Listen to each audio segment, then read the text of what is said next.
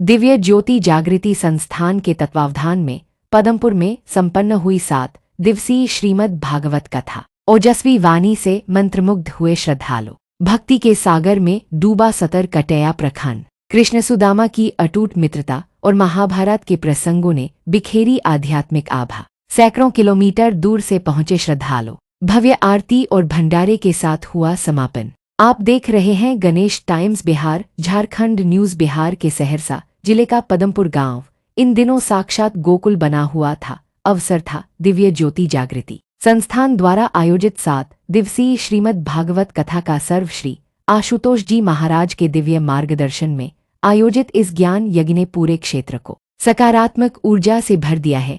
आज मंगलवार को इस भव्य कथा का समापन हुआ, जिसमें हजारों की संख्या में श्रद्धालुओं ने हिस्सा लिया। सहरसा के सतरकटैया प्रखंड अंतर्गत पदमपुर गांव में 18 फरवरी से शुरू हुई इस कथा ने अध्यात्म का एक नया अध्याय लिखा है। कथा के अंतिम दिन माहौल पूरी तरह भक्तिमय नजर आया। संस्थान की कथावाचिका ने अपनी सुमधुर और तर्कपूर्ण वाणी से भगवान कृष्ण और सुदामा की पौराणिक मित्रता का ऐसा वर्णन किया कि पांडाल में बैठा हर शख्स भाव विभोर हो उठा। रामायण और महाभारत की अमर गाथाओं के माध्यम से साध्वी जी ने जीवन के गूढ़ रहस्यों को साझा किया। उन्होंने बताया कि भक्ति केवल कर्मकांड नहीं, बल्कि ईश्वर को भीतर अनुभव करने का नाम है। हम पिछले 7 दिनों से यहाँ आ रहे हैं। साध्वी जी के विचारों ने हमारे जीवन को नई दिशा दी है। ऐसा लग रहा है जैसे गांव की सारी नकारात्मकता खत्म हो गई है। इस आयोजन की भव्यता का अंदाजा इसी बात से लगाया जा सकता है कि यहाँ केवल सहरसा ही नहीं,